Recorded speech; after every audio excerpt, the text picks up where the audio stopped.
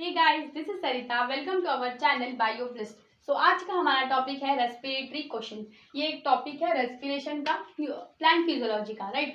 तो फिर respiratory question होता क्या है, इसको हम लोग आरक्यू भी कहते हैं, मीन्स उसी का शॉर्ट फॉर्म है आरक्यू। ये होता क्या है, वॉल्यूम ऑफ CO2 इवॉल्व, क्या बताया मैंने, CO2 evolve upon O2 consume, means हम लोग कितना CO2 इवॉल्व कर रहे हैं अपॉन कितना O2 कंज्यूम हो रहा है। ओके, तो डेफिनेशन तो इससे बना ही लोगे आप लोग। क्या होता है डेफिनेशन कि respiratory quotient is the ratio of volume of CO2 evolve to the volume of O2 consume.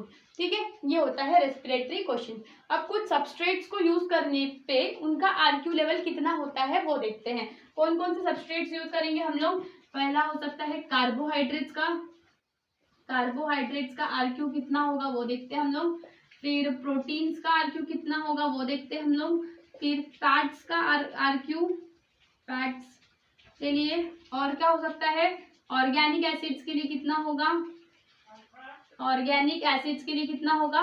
और लास्ट इज एनेरोबिक कंडीशन में कितना होगा, एनेरोबिक कंडीशन में आरक्यू कितना होना चाहिए। ठीक है, तो हम लोग ने क्या देखा पहले तो कि आरक्यू क्या होता है, respiratory quotient is ratio of CO2 evolve upon O2 consume.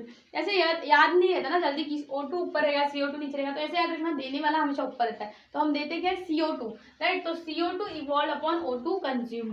ठीक है, कार्बोहाइड्रेट्स के लिए आरक्यू जो है वो हमेशा इक्वल टू 1 होगा। ओके, कार्बोहाइड्रेट्स के लिए RQ is equal to 1। Proteins के लिए आरक्यू जो है वो हमेशा 0.9 होगा, ये आपको लर्न करना है। ओके, आरक्यू कितना होगा, 0.9 होगा। फैट्स के लिए आरक्यू ऑलवेज लेस देन 1 होता है, कितना होता है, लेस देन 1।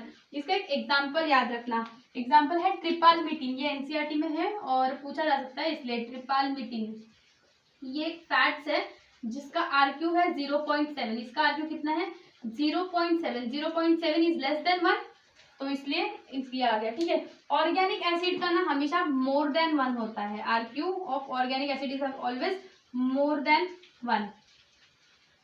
ओके, और एनारोबिक कंडीशन में तो आप ही बताओ क्या होता है। और एनारोबिक कंडीशन में इंफिनिटी होता है, कितना होता है, इंफिनिटी होगा।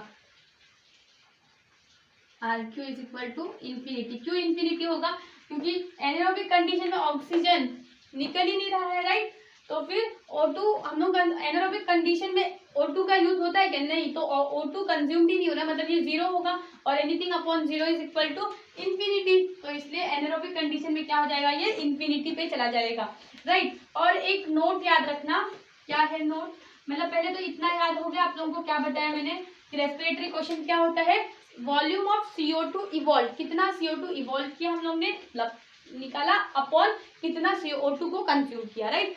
इसके लिए ये सब सबस्ट्रेट्स हो सकते हैं। अगर कार्बोहाइड्रेट यूज हो रहा है एज अ सबस्ट्रेट तो वो कितना आरक्यू हो जाएगा 1।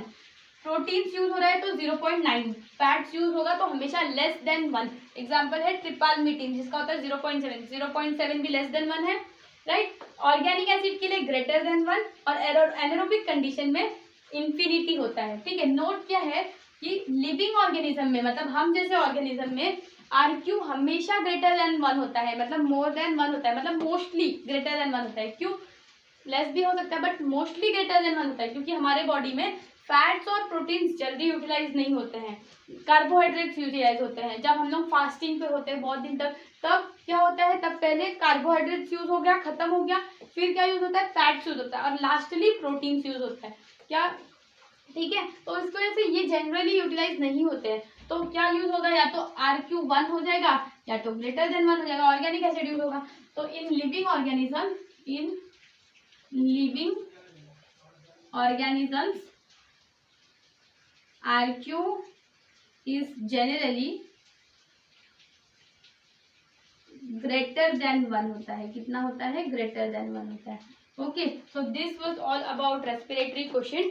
आई होप सो, ये छोटा सा टॉपिक था, मीन्स इतना ही था, इसमें और कुछ था नहीं। आप लोगों को ये जो वैल्यूज है वो लर्न करना है, यही एग्जाम में पूछेंगे, राइट। तो और ये फॉर्मूला की CO2 बहुत तरीके से कंफ्यूज कर सकते हैं आपको, O2 ऊपर दे सकते हैं, CO2 नीचे दे सकते हैं, तो ये सब चीज को आपको ध्यान में रख के एग्जाम में जाना है, okay, so thank you so much. for supporting us. Be connected with us and do like, share and subscribe our channel. Thank you so much.